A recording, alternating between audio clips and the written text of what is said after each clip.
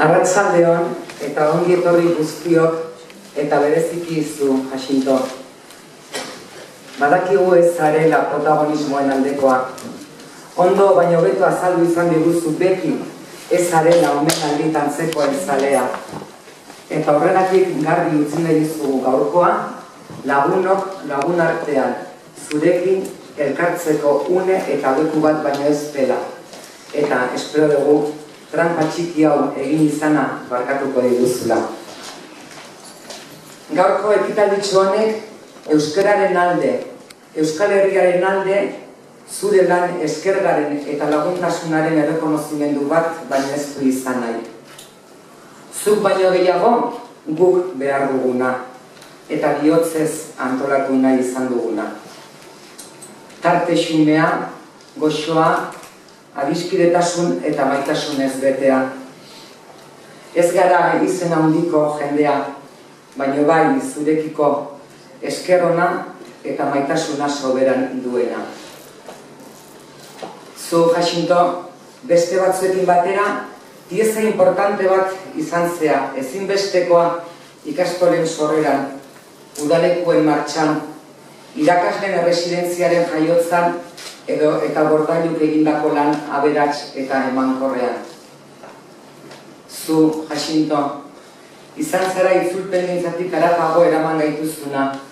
Euskara eta euskal kulturaren berezko izaera erakutsi diguzuna.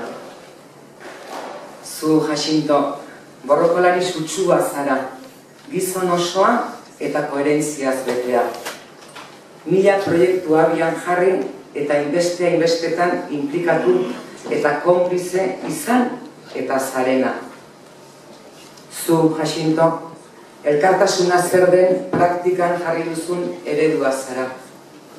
Apaiz, irakasle, langile, militante, idazle edo talagun moduan. Hemen parentesi txiki bat egin nahi nuke. Istan batez, Josean ekarri nahi dut gogora.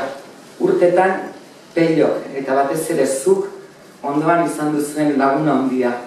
Gaur hemen balitz, txoko batean egongo litzatekena, dena jarraitzen isilik eta marmarka, baino harro, oso harro Jacinto.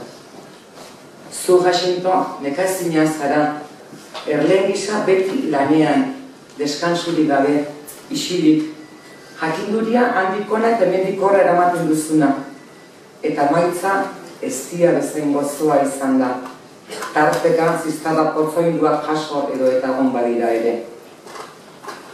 Zu Jacinto, askotan ofizio baten bidean jarri gaituzu. Beste batzutan, euskararen edo Euskal Herri landeko mila asmo edo saltzetan sartu gaituzu. Behartsu edo preso baten bizitza konpartitzera eraman gaituzu.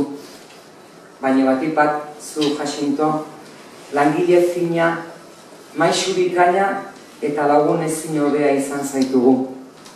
Hemen bildu garen guztion izenean, eskerrik asko eta besarkada bat Jacinto ez zuri.